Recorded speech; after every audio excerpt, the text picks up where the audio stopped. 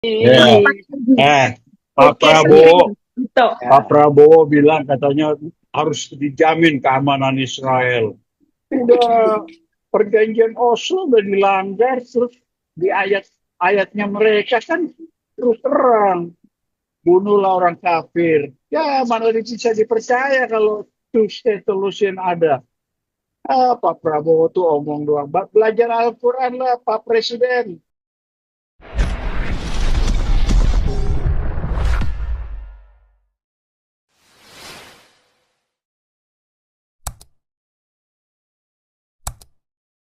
Ya, luar biasa. Ya. Teman-teman, tadi saya bicara tentang Indonesia. Karena apa? Saya ikuti diskusi terus terang dari Mahfud MD. Ya, dia boleh saya mengambil sumber primer untuk menjelaskan bagaimana negara kita. Karena dia orang pintar. Begitu juga saya dengan ekonom yang Pak Dr. Pak Rizal itu ya. Saya dengar bagaimana kelemahan-kelemahan ekonomi Indonesia, dan dari Pak MD saya dengar masalah hukum di Indonesia. Dari situlah saya tertrigger berbicara Indonesia. Sumbernya dari situ. Supaya teman-teman berpikir, oh ini dari ide, bukan. Saya ikuti diskusi-diskusi itu. Kemudian saya diskusi Madilog, ya, materialisme dialektika dan logika. Saya ikuti semua begitu. Saya banyak pengetahuan dapat karena mereka ini membongkar kerusakan sistem negara kita. Dari situ pikiran-pikiran kita terpikir gitu. Walaupun saya tidak di Indonesia, cuma dari mereka. Kemudian ekonom, ya, filsuf saya ikuti. Kemudian ada podcast lainnya saya ikuti. Dari dasar itulah pemikiran saya bergerak, berpikir kenapa negara kita susah maju. Benar juga, tapi ada dua inti. Sebenarnya negara kita tidak maju cuma dua, dikatakan apa? Kemunafikan dan korupsi. Sebenarnya cuma dua itu. Kemunafikan itu belajar filosofi, filsafat kemunafikan. Itu banyak. Yang saya bilang ada salah satu cirinya kemunafikan adalah bagaimana menggunakan orang jahat, menggunakan kebaikan-kebaikan kebenaran itu untuk menutupi kejahatan. Itu yang definisi salah satu daripada kemunafikan. Negara kita tidak maju karena di situ cirinya. Si aristokrat ini, si elit ini berbicara, mau dia menteri, mau dia siapa, bermanuver, berretorika gitu. Tetapi kemunafikannya luar biasa. Bisa memutarbalikkan fakta dengan menyenangkan hati rakyat. Tetapi kejahatannya luar biasa, kekayaannya melebihi 135 juta orang yang ada bisa begitu. Kumpulkan 5 juta orang di Indonesia, bisa seperti kekayaannya dia sendiri. Itu para menteri, ciri-ciri begitu. Seperti Mahfud bilang, seperti beberapa orang bilang, si menteri ini menteri itu, yang korup masih duduk di kementerian. Tapi Prabowo, ada orang bahasa bilang penjilat, oh dia lagi menyapu bersih, sapu bersih. Bukan begitu logisnya. Kita bicara keterbukaan, kalau melakukan korupsi ya kayak langsung diklaim korupsi, jangan ada yang menyapu-menyapu, nggak ada itu. Oleh sebab itu kemunafikan di situ. Kalau orang telah penyalahgunaan negara, dia pejabat publik, itu langsung diklaim korupsi, sudahlah. Dikeluarkan kalau mau bersih. Jangan kita, oh lagi bersih-bersih, oh karena begini. Itu yang merusak sistem kita. Yang kemunafikan itu. Ya tapi sampai kapan begitu, memang negara kita nggak bakal. Saya udah dari 20 tahun lalu bersuara sama seperti ini. Karena apa itu Kunchara Ningrat bilang, mentalitas orang Indonesia. Coba Anda baca buku kebudayaan Indonesia. Mentalitas orang Indonesia. Sembilan mental manarabas, tidak berdisiplin murni, macam-macam di situ. Itu buku 50 tahun lalu, 30 tahun lalu lah itu buku itu. Itu ciri-ciri di Indonesia tidak mau maju. Sama dengan kita bilang retorikanya Prabowo itu retorika kemunafikan. Nah sekarang umpamanya ada yang bertanya, Pak jangan begitu loh. Kan iya presiden kita, coba dia kembali ke Indonesia, saya mau lihat ada perubahan nggak dari hasil pidato dia. Mau merantas korupsi, ya kan? Mau meningkatkan kesejahteraan rakyat. Saya mau lihat ada enggak? Jangankan Pak Teddy, saya potong dulu ya Pak Teddy. Jangankan untuk memberantas korupsi. Hari ini saya membaca bagaimana rupiah ambruk ya ke dolar. Karena menteri keuangan sekarang si Purbaya itu tidak bisa diterima di pasaran. Nah, Ya. itu Iya, iya. nggak bisa. Mau 16.800 ya, iya betul. Ya. betul. Ya. Heeh, Bagaimana? kurs BCA. 16 lebih naik. Iya. Oh. 17. Pelan-pelan. 17. Kan Pak Abu, Iya, kalau betul, Bu. lagian kalau kita punya euro banyak, mau investasi di Indonesia, sorry lah Pak Abu, saya pernah investasi di Indonesia aja. Waduh, maaf ya, nggak mau saya sebutkan di pulau apa. Nggak nampak, sesen pun nggak nampak. Mau lagi sekarang. Kalau harga euro tinggi, mau investasi, karakter orang kita masih begitu. Betul. Takut. Karena bukan karena hanya rakyatnya, tapi pemerintahnya yang di atas yang lebih parah.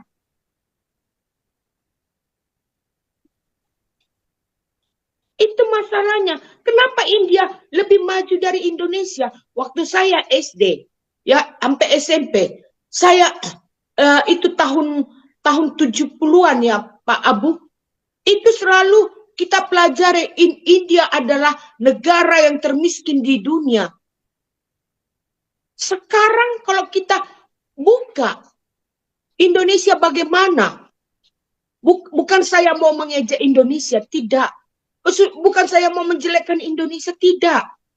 Karena kalau Indonesia terpuruk rakyatnya dalam kemiskinan, saya tahu punya keluarga di sono. Terus otomatis mereka please heal us katanya. Tolong kami. Teriaknya kan gitu Pak Abu.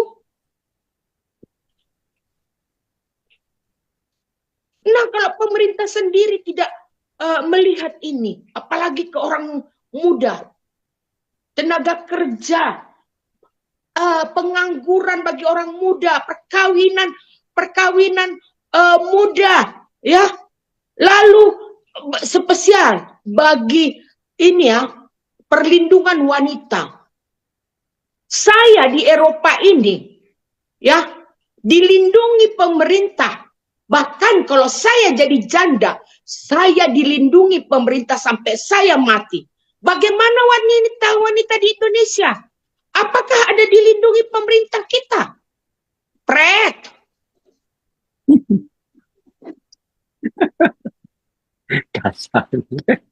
Disuruh saya nanti cari duda lagi. Capek ngurus duda. Bagi saya perkawinan sekali, suruh cari duda lagi. Pret. Itulah. Oh, pingit bicara, pingit Satria. Pingit Satria ini. Pak Prabowo, Gitu. Pak Prabowo bilang katanya harus dijamin keamanan Israel. Udah perjanjian Oslo udah dilanggar, terus di ayatnya mereka kan terus terang bunuhlah orang kafir. Ya mana bisa dipercaya kalau two-state solution ada. Pak Prabowo tuh omong doang. Belajar Al-Quran lah Pak Presiden. Dia tuh apa yang mereka mau untuk Pak Israel hancur. Payah deh. Oke itu aja deh. Ya, Ya, itu segitu doang. dia kan Islam kan karena kawin sama anaknya si Soeharto, tapi dia nggak tahu isi Al-Quran. Masalahnya itu. Saya di sini membawa di sisi wanita ya, bagaimana wanita di Indonesia loh, dan anak-anak. Saya seorang ibu. Di sini gitu anak saya pret lahir, pemerintah langsung kasih tangan. Oke, saya bantu kau punya anak untuk ngurus anak, saya kasih. Sampai anakmu 19 tahun. Sesudah itu, saya kasih kamu kuliah gratis supaya anakmu maju. Di Indonesia, hanya retorika doang. Kita negara besar, kita negara kaya, kita negara kuat. Pret.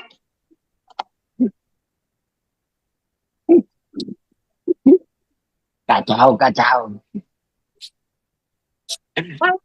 Jualan tisu. Hah? Di mana? Gak usah Pak Prabowo keluar-keluar di PBB. Dengan mengajaskan kemanusiaan, perdamaian dunia. Padahal di Indonesia kecoa aja dipijak.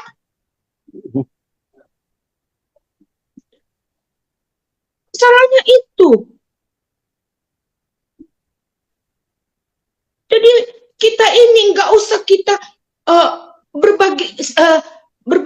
mengeluarkan ilmu kita yang pelajari setingginya. Turunkan sedikit, lihat rakyat, lihat anak-anak, pendidikan anak bagaimana.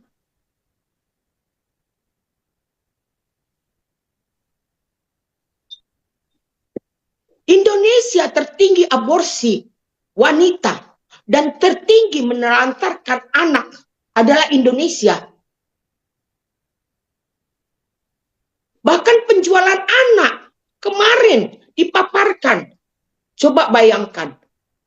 Oh iya, di Medan ya, betul betul. Ada Iya, beritanya. iya. Kita baca ayat-ayat tuyul, kita ke gereja tapi banyak yang terlantar penjualan anak. Mana pemerintah? Mana naungan pemerintah kita? Oke, yang punya jabatan bagus beretorika di sini. Berarti UUD 45 pasal 33 belum juga dijalankan ya Bu ya. Fakir miskin di Nggak apa? usah kita terlalu memakai ilmu tinggi. Turunkan sedikit. Lihat rakyat. Lihat wanita. Di sini. Kalau di sini wanita itu dijaga benar. Kalau penceraian, pemerintah tidak mau wanita terlantar. Apalagi punya anak. Pemerintah tidak mau terlantar. Kalau di Indonesia banyak yang terlantar. Malahan anak-anak dijual jadi prostitusi banyak. Mami-maminya pun banyak. Penerima itu. Gak usah bohong. Tapi sembahyang 100 kali, 10 kali. Buat apa?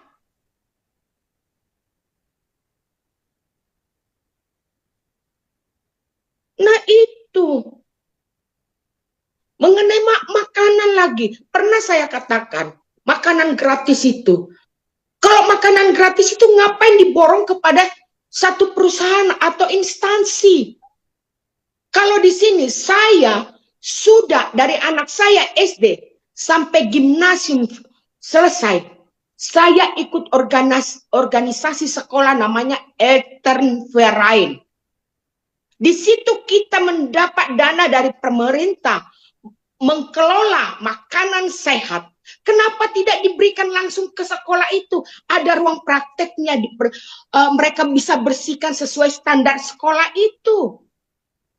Ada pengawasan dari pemerintah daerah. Masak di situ supaya anak-anak sekolah sehat. Sekarang banyak kasus keracunan Bu. Iya, kenapa Hampir setiap keracunan? provinsi, aduh kasihan ya. Ya kenapa? Karena diborong Pak Abu. Diborong, kita nggak tahu bagaimana waktu pemasakan. Apa dimasukkan aja nggak dicuci atau kena apa bahan kimia lain. Kita kan nggak tahu. Tapi kalau makanan gratis itu, seperti saya katakan Pak Abu, 8 tahun saya ikut organisasi itu. Kita beli bahannya. Kita itu organisasi ibu-ibu, anak-anak yang di sekolah itu bergiliran. Misalnya ibu si A, B, C, D, F, bergantian itu tiap minggu. Minggu ini ibu A, B, C, D memasak makanan, mengelola makanan gratis. Minggu depan D, E, E, F bergantian. Itu lebih efisien kan? Dananya pun nggak apa, mereka bisa. Ibu-ibu itu oke, saya punya tanaman dari belakang. Harganya pun jadi apa? Mengirit dana. Makanya saya bilang, terlalu tinggi ilmu tanpa melihat praktek lapangan, Samiroto kan Pak Abu? Samiroto.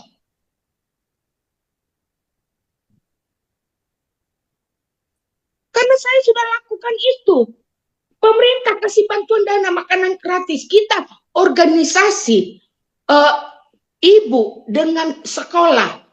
Kita beli bahan, kita kelola di tempat praktikan itu. Pada masa jam anak-anak itu, istirahat, kita berikan makanan gratis itu, kita kelola, kita berikan waktu kita, karena kita merasa itu anak-anak kita yang mengapakan pendidikan. Otomatis kita mempunyai feeling untuk memberi yang terbaik, karena anak kita di situ. Tapi apa yang dibuat Indonesia, sok jago-jagoan kaya mengeluarkan dana, oke, berikan kepada diborong begini, nggak efisien. Masa Austria, nggak mungkin Austria lebih tahu mengelola daripada Indonesia.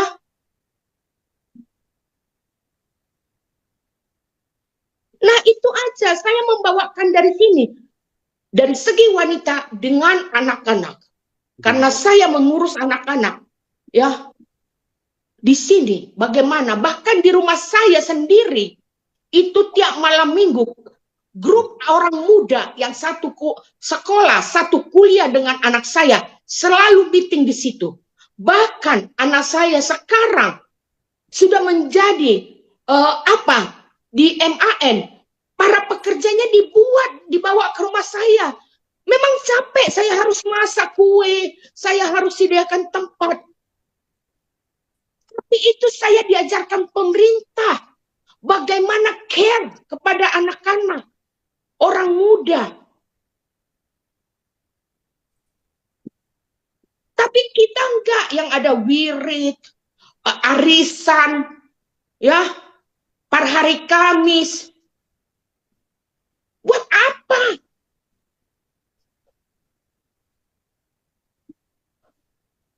Sama saja kita seperti orang Parisea dengan orang ahli Taurat, yang tahu isi surat kitab Torah dan Talmud dan semuanya, tapi nol melakukan. Itu saja. Oke, Pak Teddy sambung panjang. Ya, teman-teman bagus lah. Kita kritik, kita artinya nanti kritik apa